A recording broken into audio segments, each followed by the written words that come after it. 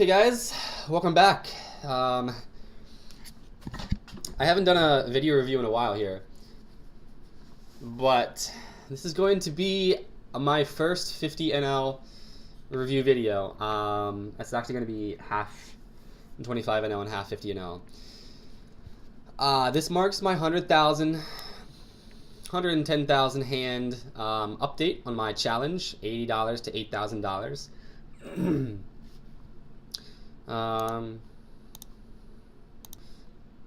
My throat is super like itchy today, and I happen to cough a lot for the first like 3 hours after I wake up.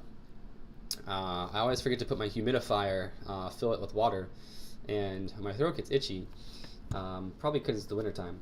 But okay, I purged my database at the beginning of the 2017 year. And then I just had to uninstall and reinstall the post GRE SQL, whatever the hell that's called. So my database is it's been wiped clean once more, but it's been 100,000 hands, and actually I took my first 50 NL shot. Not the first one, but this is the first one after my downswing. I had a 20 buy-in downswing that I dug myself out of. It took me about 50,000 hands to do so. And as you see, 1,800 hands at 50 NL, and my first shot went pretty well. This isn't the only site that I play on. I play on 2 different sites. So this is only going to be marking the hands from one site. I have active sessions here that we are going to begin reviewing, and we're just going to get right into the action here. No more stalling. I'm $8 positive in the green over 100,000 hands, so I had the most ridiculous downswing of my life, and I was crushing 10 NL basically, and yeah, I was destroying 10 NL, but 25 NL I was getting wrecked. I was like 13 buy-ins below EV for the longest time, and then I lost King versus when I was ahead 5 times in a row, lost 5 coin flips in a row within about a week's period, and then I started playing a little bit worse than usual, which I think is pretty normal when you're going into an epic downswing. So I'm giving myself a pat on the back for taking a shovel, a mental shovel, and just keeping at it and just crushing it and coming back, getting myself back into the green. Jack 10 off. I'm so excited to be doing my first 50 NL review session. We're going to try to get through these hands a little bit quicker. So as you see, I'm c-betting 10 Jack. Double gutter, 9. Yeah, so 9 or king. Standard c-bet. You don't need to c-bet too big on a board like this, because you're in position, and this is the type of board that is going to be a little bit scary. So a player like this is going to fold most of their air. They're probably not going to want to play back at you out of position too often, unless they have like a flush draw or something. I mean, maybe they hit like a pocket 8s or something like that. But he check raises. The player's a tag. I kind of know how he plays, so I'm actually pretty okay calling this. He's kind of a weak reg, and he gets a little bluffy sometimes in spots that really just make no sense. He doesn't really know why he's doing what he's doing, and yeah, okay, so probably had a flush draw because whenever he checks that river or check folds the river, he's not going to be. He might have had ace 8. That's a possibility as well. And then the 10s counterfeited him. Um, but then, no, I think he would have called that too, because the queen and the tens basically. Wait, do they? 1, 2, 3, 4. No, actually, I think the tens counterfeited any kicker that he had. Oh, the 8 would be a kicker to him if he had ace 8, and anything that is above an 8 with an ace, I would have had 1. Okay, so anyway. Why is this? Okay. I'm gonna have to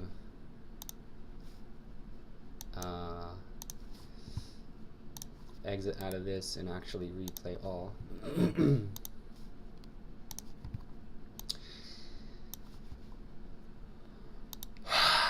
Jack ace offsuit, flatting in the button. No need to 3-bet. Definitely not going to be 3-betting Jack ace versus this player.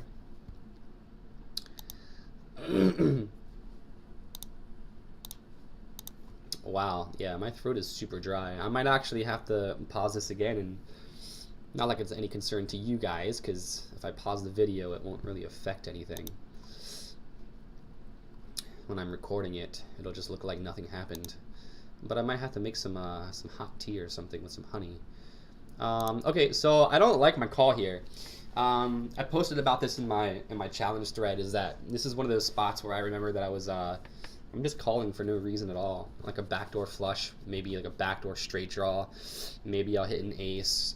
And then I'm also leveling myself because this guy's kind of a weaker rig too, and he might be bluffing. And then I'm just getting involved into a spot where I don't like it. And it's not like I was actually planning on bluffing a diamond turn or anything like that. I was just autopiloting. Check, bet. I guess I have to call now. I mean, if I call and then this guy calls, I think that gives me a price. But then he happens to fold, so it's whatever. Oh, okay, look at this. I don't bluff too often, and I still don't like my I don't like my flop call, even with the backdoor flush and over with the backdoor Broadway. It's not the worst call in the world, but I don't like it. I don't know. Maybe I'll change later, and I'll, like in higher stakes, I'll be able to set up bluffs. Like if a diamond comes out and they check, then I can bomb it on the turn because I have equity and also I have blocker into the flush draws. I guess maybe yeah. So whenever they bet the turn, this player doesn't seem like the type of player, from what I remember, they don't seem like the type of player that would be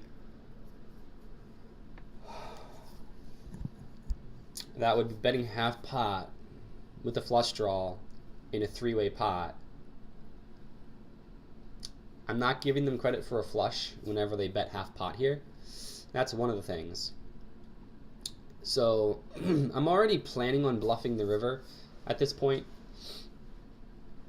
If the diamond doesn't come out and then they check, then I can bomb the river and get a fold from like a king, queen maybe, or yeah, king, queen.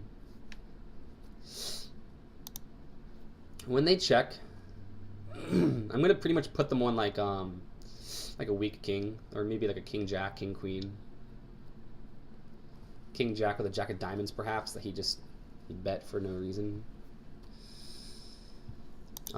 So I feel like I have to bet pretty big, and at this point I can actually rep a straight as well and a flush. And also maybe a set as well. I don't think that this player has it in them to check to induce with a nutty hand like a flush. I think that they would just bet it. They probably don't view me as the type of player that's going to be bluffing too often. So I think that's a good spot for me to bomb it and take that on the pot a lot of the time. I like to see my bluffs work. It's really a good feeling because I don't bluff too often. I really try to pick good spots. So I'm isolating with 8 king off. I'm very comfortable isolating with this hand, even out of position versus a limper that's 50-12, because this is crushing a lot of their range, and I'm going to play better than them post flop. Flop top pair, which is the bomb. Excellent board to barrel, and the min raise is like okay. Probably not going to be too happy shoving because that's still actually 50 big blinds that they have. That's a short stack. Probably planning on check folding this, but not when they min bet. Whenever they min bet, they might be on a draw and they might actually have like a super weak king or maybe like a strong queen, like, well, they limbed, so maybe something like queen 9, even something like king 3 suited, king 2 suited would have limped. And I put out a blocker bet just because I don't really want them, I don't want to give them room to spaz shove like a broken flush draw and put me in a tough spot. So blocker bets are really good against fish because you're not going to get exploited this way. Like, don't worry about balancing yourself versus a fish. Just do whatever you need to do that's appropriate in the situation that you're in. Like, just don't overthink it. Like, if a blocker bet is going to be a good play versus a fish, then you toss out a blocker bet. And so he's got king ace, so he plays that super fishy. But my blocker bet prevented him from perhaps jamming the river with king ace and allowed me to maybe win the pot a little bit more cheaply and also to lose less money. And I could still have folded if he shoved over the top. So I'm actually happy with that. I would never do that against a reg unless I'm leveling them. I'm like trying to get into their head and I have like a nutty hand and I block bet. And then they might perceive that as weakness and they might like spaz shove, which has worked before versus some regs. Because they just don't understand. So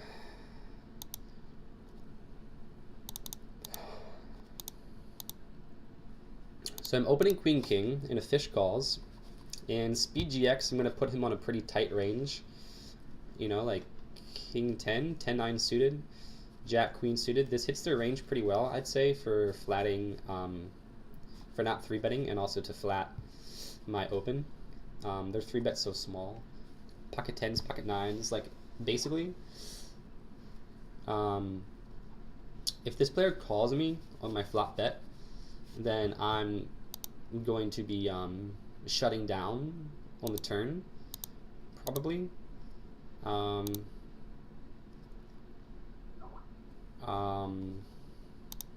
Okay, so I have top 2 pair here, and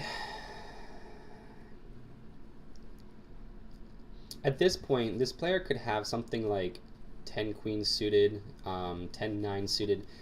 Basically there's a lot of combinations that I still have beat, and they're not going to be shoving their sets at this point, so it's not like I'm not going to be facing a jam or a raise from these players unless they have a jack, which then I can just fold. But because there's still a fish in the hand, I feel like this is a good spot to go for value. Backdoor flush draws, like 10 king with a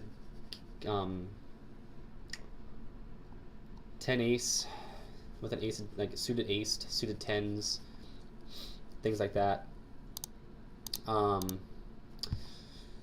So now there's not much I can do other than just check fold this. And I mean, okay, so he puts out a 390 bet. I think I could have folded this, and I just don't like my call here. This is another hand that I remember that I I called. I just don't like it because, I mean, there's nothing that I really beat there after he calls the turn and then the ace comes out. He's not going to be betting 10-9, king 9 anymore. So, yeah, he had pocket jacks. So, I don't really mind my turn bet too much. I was trying to get more value from the fish. And as I said, if I faced resistance, I could have folded very easily.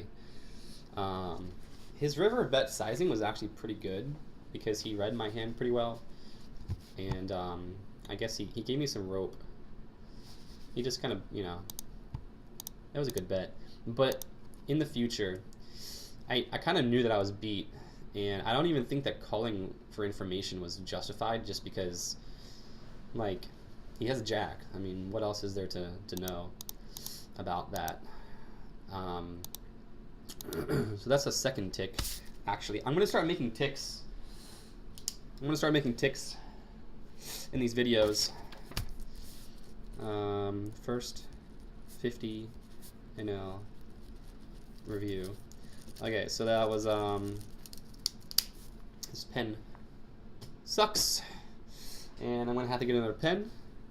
Okay, looks like I am running out of pens, so I need to make a note here for Amazon to buy some pens, because everybody needs pens in their lives, and I've probably gone through like 50 pens in the past 3 years, and I just don't know where the fuck they go. It's kind of weird. Like, you wake up and you have 49 pens. And then a week later, you only have 48 pens. And then 3 weeks later, you only have 47 pens. And then 4 years later, you have no pens. So I need to buy some pens. Oh, okay. This looks like an interesting hand. Let me get this a little bit smaller. Why is it? Let's just do this. Okay. A 33-10 is opening from the button. And I think that I make the wrong decision to 3-bet. Another tick. The reason that this is the wrong decision to 3-bet, you don't want to autopilot 3-bet from the blinds with fishy players because you have to pay attention to their stats. His PFR is 10%. Let's see from the blinds, the button. So it's like more like 13%.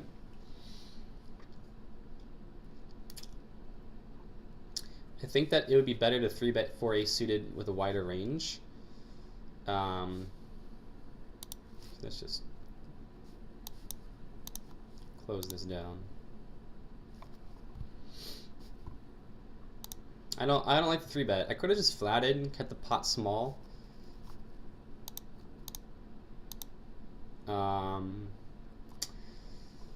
Then I would have not risked the chances of being 4-bet shoved on as well, which I really wouldn't have liked at all. So I flop a super nice flop. I love nut flush draws because you don't need to bet too big on a board like this either, because it's a very connected board. And if they have any piece of this board, like 7-9 suited or 7-6 of hearts, things like that, pocket 9s, pocket 10s, jack 10, 8, 9, they're not going to fold. So you want to size your bet a little bit smaller just to kind of fold out all of their weaker range, like pocket 6s, pocket 5s, 4s, 3s, 2s. And also just to take the pot down if they have something like king, queen, maybe. So they call. And I don't think that... Okay. So it's either that I could like check fold this, or because I think that their range is going to be pretty weak at this point. But the 9 is The 9 is a really, really awkward card because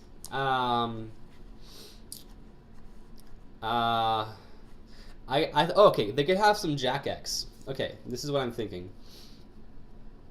They could have some Jack X at this point that they raised with. But then a lot of the Jack, like a Jack Queen, might call because they also think they have a gut shot.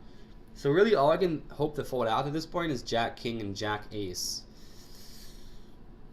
So I think I made a bad double barrel here. I'm gonna nick myself again. It's been a while since I've done video review, so I mean, obviously it's not the worst play in the world, only because I do have the nut flush draw, and I have a lot of equity if they do shovel me. So in order to fold out a lot of their hands that that might actually fold, like 7-8 suited, 8-9 suited maybe folds, but they jam, and I'm pretty much yeah, let's see here. Okay, kind of a shitty spot to be in.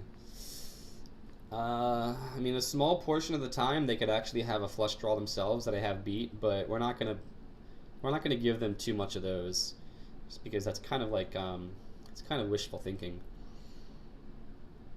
So the call price is $7.75.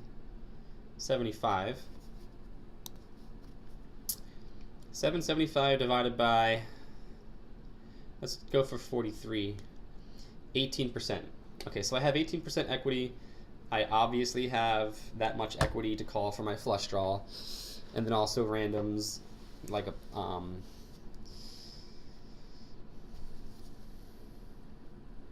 Jack King maybe, that Jack Queen, and I also have the ace outs. Weaker flush draws. So basically, like, I mean, this is an obvious call. I put myself into an awkward spot for this, and I do hit the flush. Okay, so as I said, sometimes they could have weaker flushes. Not too often though, but I mean, something like, I guess 8-9 of clubs could have done that, but then I wouldn't be doing too well against that. Queen. Okay, strike what I said. I think this is the only hand that they actually would have that's a club. King 10 has a straight. Queen 10 has a straight. 9 king. 9 king suited maybe. But then again, I did have the equity to call for the bear flush anyway. Not like I needed to put in more calculations, like more of a range. But I don't like my turn bet. I think I should have check folded, I guess. Only because whatever they're calling the flop bet with, the 9 improves most of that range. And also, even if the 9 doesn't improve their hand, it adds more draws. And they're kind of a fishy player. And even Jack Queen, 7-8 suited, 8-9 suited, they're still going to call me, I think. They're going to probably jam over the top a lot of the time. So I have 4 strikes so far out of 6 hands. Looks like I'm not having a very good success rate here. But this is always good to go through your review videos. And that way you can play better at the tables. Because at the tables you don't have a lot of time to think about decisions, which happens with everybody. So everyone's at the same deficit as me. Like, So a worse player than I am is going to be making worse decisions more of the time. So I guess it's whichever poker player makes less bad decisions is like the biggest winners, I guess is another way to put it. We can make that a theorem, like a poker theorem. So I decide to check raise this player, I think, yeah. So they open from the button and I decide to flat. Sometimes I'd 3-bet, but also sometimes I'll flat. And they're pretty wide. What is that, 53 steal percentage, I guess. His c-bet is 70%. So instead of donking, I'd rather just check raise. And it'll force them to fold out a lot of their air. Now, this player is kind of like a weak reg, as I mentioned before. He could easily be calling this flop with pocket 8s, pocket 10s, pocket jacks, even ace high. I think sometimes he'd call, like ace suited clubs, like an ace x of clubs would be calling. He'd be calling gut shots as well, like other king jacks or 10-8s as well, 10-8 suiteds. This is a money card here because I'm giving him such a wide range for calling my check raise, because he is a weaker reg and he doesn't like me, I know already, because he tries to play back at me and he does the dumbest stuff. He's a really, really weak player. He's also been he's been trying to bluff catch me and also bluff me like way more than he should be. And at this point, I've already switched into value town mode, where anything that I do is really just going to be value towning him. Whenever the king hits, I'm thinking that I'm like, this is gold right here. I'm extremely happy to bet this again. And he calls. And now whenever the third 9 comes out, I'm like 99% certain that I have the best hand, because he probably would have gotten more aggressive if he had a 9 earlier in the hand. So I'm going to have to hope that he has pocket 10s, pocket jacks, pocket 8s might even call me at this point, because he knows that I'm probably not going to be check raising a queen here. And there's no reason that I should have a king in my range either, because I flatted in the blinds. He's not gonna. So my range does not include a queen. It does not include a king, and it does not include a 9. Most likely, there's not very many combos of 9s that I have. So I believe that I should be betting this pretty big. Like, I don't need to bet it too small. I plan on getting looked up by a very wide range here. Maybe even an ace X at this point that just didn't believe me. Like ace jack maybe. Ace 10 maybe. Because the flush draw broke. So yeah, I bet a little bit bigger than like a half pot. And this is a super big bet at 25 NL. This is 50. This is like, yeah, almost 55 big blinds of a bet. I mean, if I can win one of these bets every 1,000 hands, that's gonna seal my win rate basically, like a 5 BB win rate. He calls me. He has a queen. I remember this guy. Oh, it doesn't show, but he had a queen. I think it was queen 10 that he had. I mean, not, I guess, the worst call in the world if this was like in a vacuum, but because I'd just been value towning him so much, like he's not changing. I used to get a little bluffy versus him, but then once I realized he's calling me down light with like pocket 10s on like a king jack flop, and then I bomb the turn, he calls again, and he's calling me down with like under pairs to the board, and so there's no reason for me to be bluffing him anymore. Another thing that check raising the flop does is it builds the pot up bigger so that he'll be more likely to make a mistake in a bigger pot because there's more money in the pot. I think that's just a philosophy that is like it's a theory, that a theorem of poker. is that players make more mistakes in big pots. Yeah.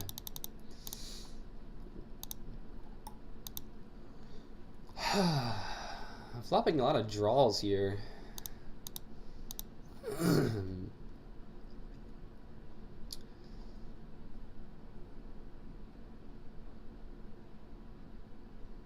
Okay, so okay, I guess I'm being gosh, this is fishy.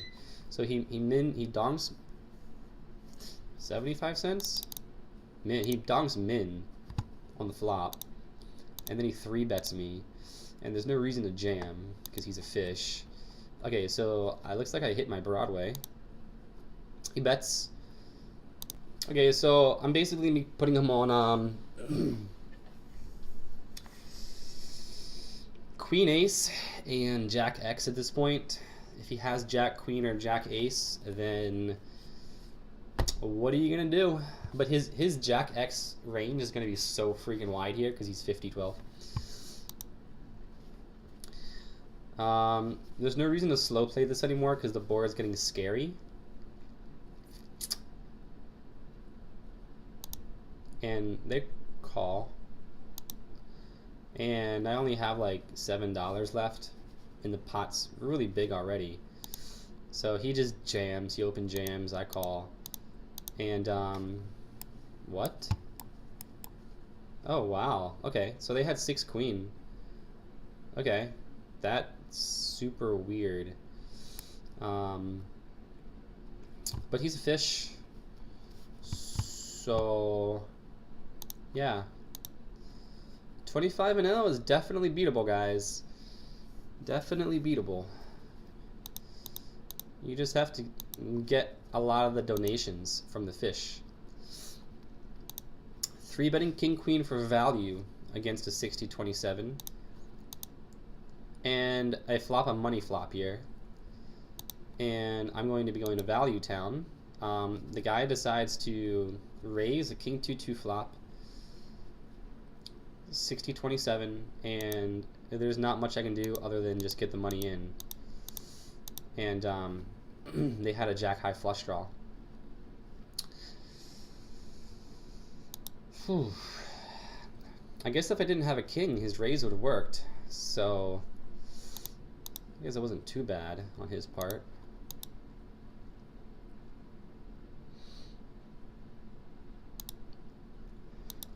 Okay, I'm being called by a 44-15, and I flop top 2 pair. And also, I think I know what happens in this hand, and I'm probably going to have to give myself another strike.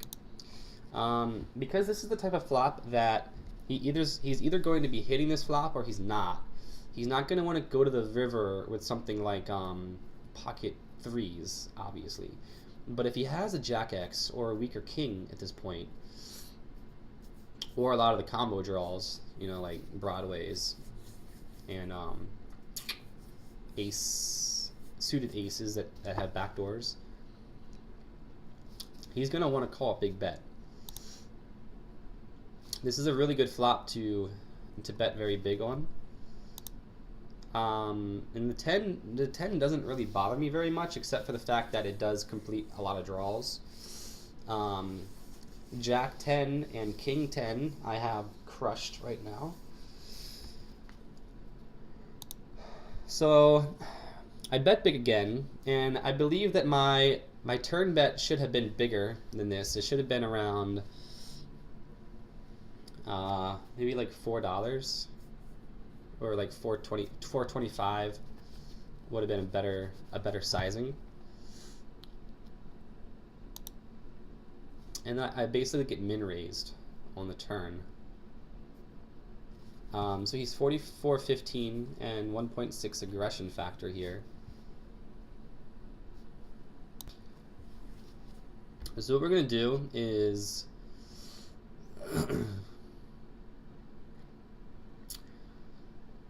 it's kind of a sick spot to be in because his range is wider. It means that he's going to have a lot more combinations that could have me beat right now. So let's Ecolab this. And so this is a spot where I took my hand off the mouse, and I'm really thinking, I'm really crunching my brain, thinking like, oh, why? Like, why is he doing this? And so I came to the conclusion that he didn't need to be raising sets on the flop. When this turn card comes out, it's getting scary to him. So if he had a set, he's going to be raising it now. And he could also have pocket tens. He could have jacks and twos. And I think that some portion of the time he might be trying to get the money in with king 10 or jack 10. Or obviously the jack king for a chop, which not a lot of combinations, but you do need to add that into the Equilab.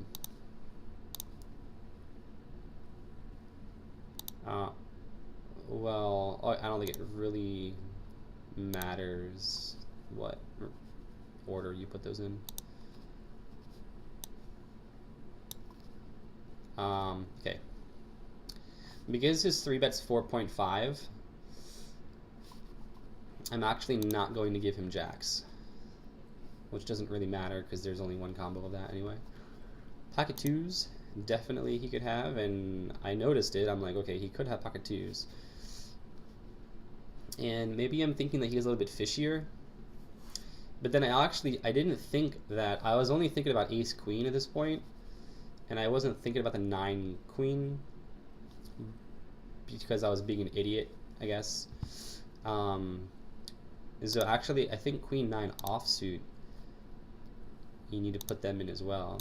He might not be 3-betting ace queen either, so I gotta give him that. And then also, I'm gonna give him king 10 suited, king 10 off, and I'm gonna give him jack 10 suited. Not the jack 10 off, only because I want to weight the combinations a little bit more towards hands that I believe he's going to truly want to get the money in with. And I think jack 10, more than half of the time, for a fishy player, is going to just call because they're more passive. They're probably not going to be trying to get the money in with jack 10 all too often. And now I'm also going to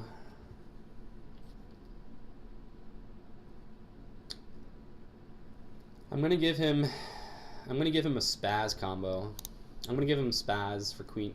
Well, never mind. I need to give him some kind of a spaz combo, like jack queen suited. Just because if some of the time, like I'd say maybe like 5% of the time, they could be. So if I can add like another 4 combos, I guess, because they are a little bit of a weaker player. Okay. So even with a pretty wide range, I'd say that I'm giving him a little bit more of a wide range with a few like jack king 10s, jack 10s, and some spaz. I'm at 26.5. And basically what this means is I have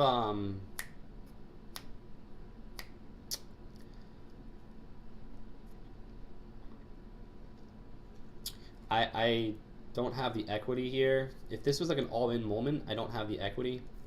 So the problem lies in the fact that I reshove, because I kind of got in like a weird spot, and I was like, I don't really like this spot. He could have a straight by now. He could also have his pocket twos and things like that. He could also have jack 10, king 10. I'm like, okay, what am I going to do here? I'm going to give myself a tick for this because I think that I could have called and then check folded on the river, because maybe he would check behind with like jack 10 or king 10. He might get nervous, but I could have actually check folded. Oh, you know what? Well, not that it really matters, but okay, so I go up to 28% after I add in the king jacks for him. And actually, I could probably take out king jack suited just because some of the time he'd be raising the flop. as well.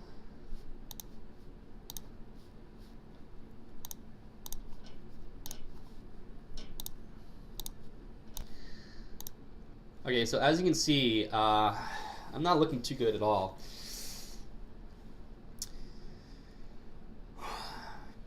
I was estimating in the hand that I was more like maybe 30%, so I kind of put this more in my favor than it should have been. And I would prefer have just calling the turn min raise and then check folding the river, because I don't believe that he's going to be, I don't believe that there's too many bluffs in his range, and if he is bluffing a spaz, then there's a good chance that he'd be checking the river as well. A 1.6 perhaps, like a jack queen might be doing this. Yeah, I already gave him some spaz range. So yeah, that was a pretty bad play. He had queen 9, and that's not very surprising. Okay, so that was actually the first 9 hands of that session. We're gonna go to here and replay all. Okay, so we have 10 king off, being min 3 bet, which I don't like because he's a short stack. And I don't think that I'm going to fold to a 75-cent bet on this flop. And at this point, like, he bet 75 cents on the flop, and then he bet 75 cents on the turn. And at this point, like, if he has a draw, if he has a queen, pocket jacks, he actually might call this. He jams over the top, I call. He has ace king, so nothing wrong there. I played that fine. A 30-24 is raising my blind, and I feel like calling that. I'm going to call because I have top pair. I'm going to call again because I have top pair. Their bet flop is 35%, so that should worry me a little bit. Their 1-point non-aggression factor, which is pretty low. And now whenever the other queen comes out, because they already triple barreled into me on this board, like, there's no reason for me to raise. I don't believe I shouldn't be raising this, because a large portion of the time they could have me beat, which they do. And now in the future, I can make a note about them that they triple barreled with a really strong top pair. And in the future, I could probably fold my queen 9. I think that would have been a good fold, now that I have a better information about how they play, and also better information that this stat is probably accurate, represents more of a premium triple barrel range. But I think that I don't think I'm going to fold the queen without knowing them too much. Isolating this 68-4 with queen king on the button. This 49-21 decides to come along in the blinds, a short stack, and they call. Top pair, super nice versus fish, and I don't feel like I need to bomb the pot, because, like, because it's three-way, the pot's gonna grow really big if they both call, which they do. The 8 doesn't really bother me too much. King Jack, King 10, 9x, backdoor diamonds, something like Queen Jack that floated me, 10 Jack of hearts that floated me, because they're very fishy. They might call a 10 Jack on the flop. I'm going to bet again, and I'm going to call. And they had 9 queens, so well played to me.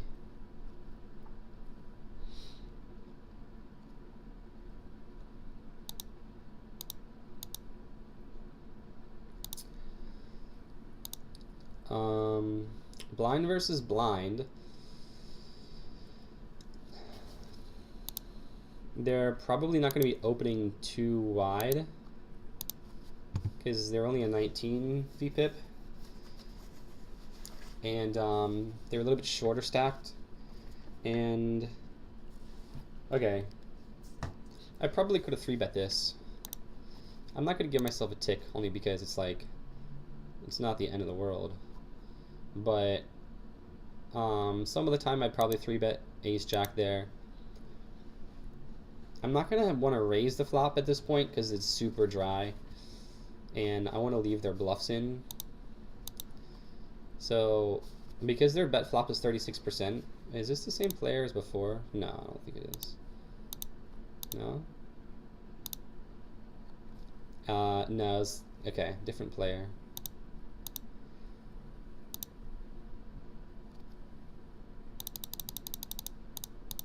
Whenever they bet the turn, I'm going to give them credit for something like queens, kings, aces, super strong combo draws, and also weaker jacks. Pocket sixes as well, I guess. Jack 7. So at this point I should raise, and I don't need to raise 320. I think I could have gone maybe like 4. A little bit bigger. The call. And they bet. And I jam. And they call. And he had ace queen. So he bets the turn. He double barrels with ace queen. He bets the turn. Calls my turn raise with ace high. Spikes the queen. And then stacks off. So that's another donation. You wouldn't expect a 33-19 to be doing that. That would be more like a 60-25 type of fish. But it just goes to show you that. Wow, my throat is super dry right now. Okay, I have my tea. I just made some hot tea, and wow, this is really what I needed here. Crap, that is like really hot. Spilling it all over my mouse pad. Okay. Let's do this. Okay, so a 33-19 basically donates me money. So oh, that was okay. It was only 4 hands for review. 700 hand session. Everything that was over like what, 30 big blinds. 7 hand session where I'm running 528 BB over 100 at 2-0. I won 50 big blinds as a test. I was testing something. Okay, we're 50 minutes into the video, and I think I'm actually gonna stop this and just make this a 25-0 review. Yeah, we're just gonna